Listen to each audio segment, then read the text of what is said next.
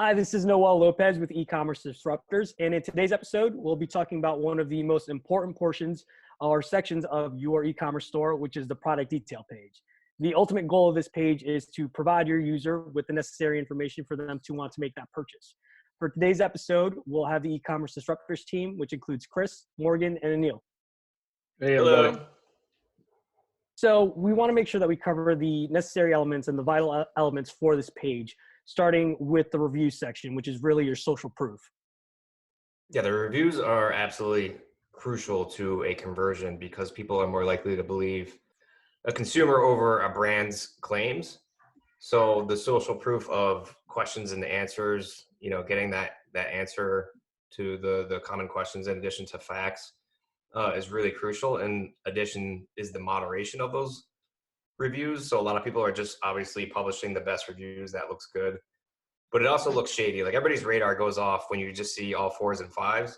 Yeah. So I think it's crucial to let some of the critics and negative reviews, depending on how harsh they can be, into your system, because that's ultimately going to build trust. And responding to those reviews is even more impactful because the consumers are going to see that, hey, they're responsive, they understand the concerns and they're addressing it. And that's going to build up a lot more trust than just having like 100 5-star reviews. Right. And then also if your reviews allowing customers to post their own pictures and stuff, because user generated content is so important for users to see how the product looks or fits when they're shopping in real life examples. And then also just what you could use for your UGC marketing campaigns, because that's so important on social media. And also, just to follow that up, just make sure that you are staying on top of it or have somebody dedicated to reviews. Because if users do submit reviews after they make a purchase via email or whatever the case may be, you need somebody to go ahead and approve it and moderate it. So just make sure you have a team or somebody dedicated or have a set time to go ahead and do that, right? So you don't want it to pile up, basically. So just stay on top of it. Reviews are definitely important. Right. And studies show, 72% of customers won't actually take an action until they review or look at the reviews. So here's an opportunity that you don't want to miss there. And like Chris was touching on earlier, these questions also go to the FAQs. So your store, you're going to want to make sure you have a robust FAQ section. But for the product detail pages, you want to make sure you include the FAQs that are directly related to that product. Yeah, the whole goal is to keep the user on the page, right? If they are that far along in the funnel and they're at the conversion of making that purchase, having to leave the page to look up questions or go to Google to find answers to those questions means that you're likely to lose the conversion, right? It's like being at a car dealership and you're at the end of the sale and they go, well, I want to think it over and look, do more research. And that's essentially what you're doing when they leave that page to look at facts elsewhere. So the goal is to provide them with enough information, give them comparisons, look up the most common questions for your products and in your industry and provide that on that page. So this is when your analytics tooling is so important. So have Google Analytics or whatever other program installed in your site to see where those top exit pages are. And then maybe they're not exiting completely off the site, but look for patterns like people are going from a product page to your about page, or they're going from a product page to the FAQs. And then how can you solve that problem? So including more information, whether it's in the description or having the related FAQs pulling in on the product page. Yeah, that's definitely smart. And don't forget to, just even ask a real human, right? Ask your team what emails are they getting, right? What customer service requests are they getting? That also plays into it. So definitely use the data, but overlay it with actual human connection of what are people reaching out for, Right. And it's that consistent update. Most stores will start with their standard FAQ questions, but you really want to build that out as you continue to get these questions around your product. And just as importantly is building that trust with guarantees and warranties. As a consumer, you want to make sure that you're comfortable with purchasing that product and you know what's going to happen even with the shipping and the return policy. Yeah, this is actually something Shopify doesn't do a very good job of because they have you create your policy pages and it's obviously like something.com/policies.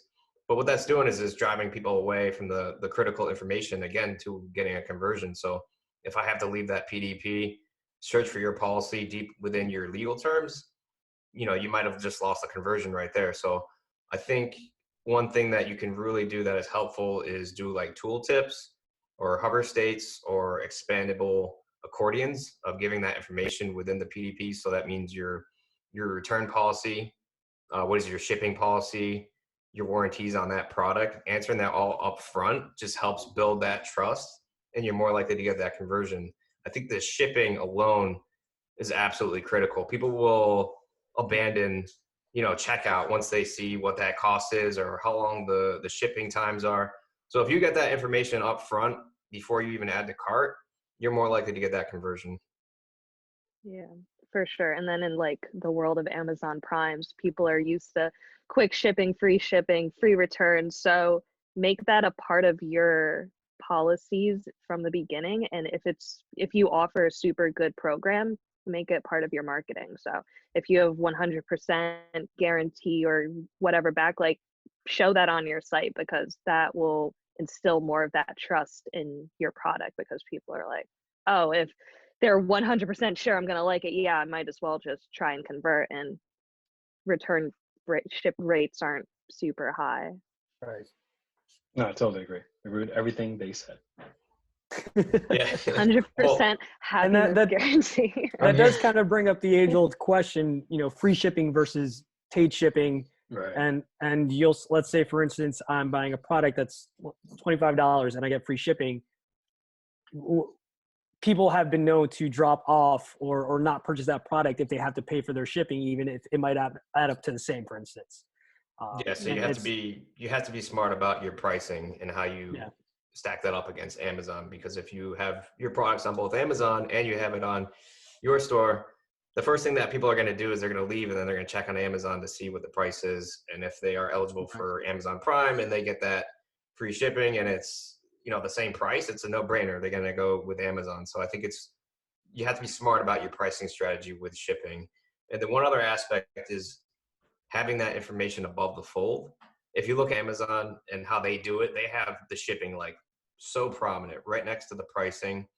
And again, this is something that even if you do have it on your page and it's buried within an accordion or something like that, I think the shipping is absolutely vital to have near, a place of prominence like the price, which is where people's eyes normally look at first. Right. Free shipping can be a deal breaker. Even use an announcement bar or something too would probably help. Yeah, exactly. Let people know what that price point is to get the free shipping. Yeah. Just be transparent about it. Yeah, Shopify has an app where once you get to that threshold, and this is not something hard that's to code in on your own on any e-commerce website, once you achieve that threshold of free shipping, to call it out, let them know. Or if they're only like $5 away, that's a good incentive to cross-sell and upsell and get them to add as much as possible to their cart. Absolutely. And I think while you're going through, obviously you're selecting that product as a user is going to purchase something is just as important to have the ability to recommend products or even cross-sell products. I know that's worked on me several times buying guitar pedals. I think I only need one and I buy 3 or 4, and bringing that into the page is just as important as well. Right. With the recommended products, like actually put some thought into what you're recommending. You don't want to just recommend your basic bestsellers, because you have all this customer data available to you through your Shopify marketing platform or through Google Analytics. So use that information and actually recommend products that those people that fit that persona are actually purchasing, because then your conversion rates will be so much higher, rather than just maybe they'll like this product, we'll try it out. Right.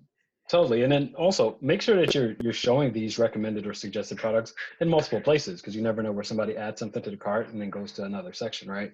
But also think about having it in the cart as well, because that's your last opportunity before they hit the checkout. Just make sure that in the cart you have really what the strong ones are that really go together. And I think that makes sense. Use what Morgan just said and look at the data, what are typically buying together. Make sure that that's in the cart, because again, that's your last step before they check out. So. Mm-hmm.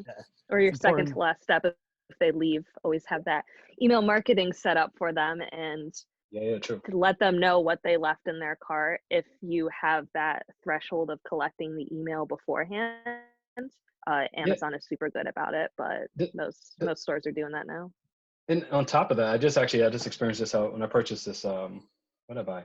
I bought something, but I completed the purchase, and then they sent me an email after of saying, "Hey, you still have room. You still qualify for free shipping, or since you qualify for free shipping, you could add anything else, and it's still considered free shipping, or we'll give you additional discount if you go ahead and add stuff." So it sort of allows you to add to that order, which is an interesting way too. It's sort of a unique aspect. Yeah, I the follow experienced up. that too.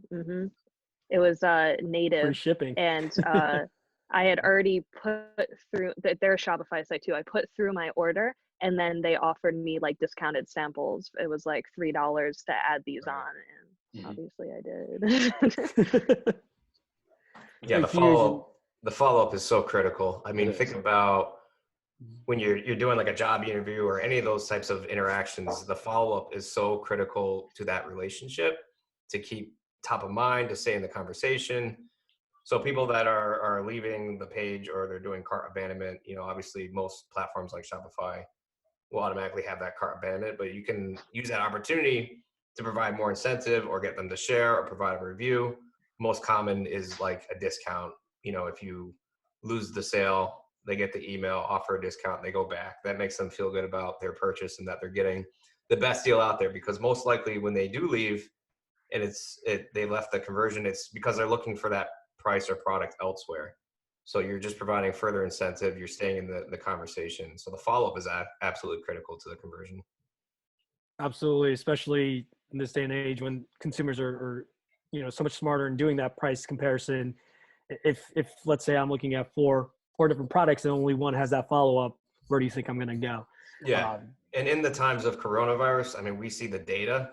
People are price shopping way more than they normally do.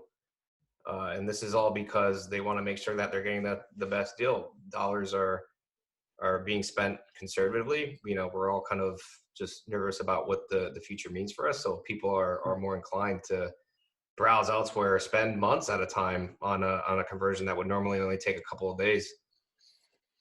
Absolutely. And I think one of the biggest things, and kind of one of the last notes, is yeah, your store is online, but you should carry over the brick and mortar mentality into your customer service.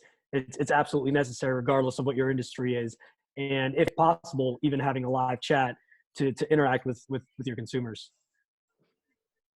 Yeah, and even if that chat, if you can't attach a live person to it yet, just having all of those different types of conversation funnels put in it already, so this conversation is automated. So you could have your FAQs hooked onto it. So if somebody asks a basic question, your chatbot can pull the answer from your database of FAQs, and then having that chatbot recommend products based on what product page the person is on right now or what products they have been looking at.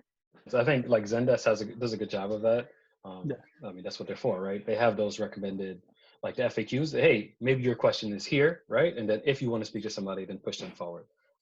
It's great for a lot of industries, but maybe specific industry. I think you need to know a little bit of what's going on your page. I think it's a great Right. benefit to have, but it really does make sense to have on your page, because again, we don't want to drive people away. Like Chris mentioned way back, right? You want to keep them on that page. So anything we could do to give them the information or alleviate their concerns would be awesome to have on your page. Yeah, having as many touch points as possible with your customer is really helpful in building trust. Giving an example, I bought something and they weren't able to ship it out because of the coronavirus, right? They're having issues, and I understand that, but their customer support portal says to email them. So I send them an email and I get no response. And then in the email, it also says, you can call us. So I call them, and the first thing the message says is, you need to email us for a faster response. And now I'm in this continuous loop of, okay, who's going to give me an answer?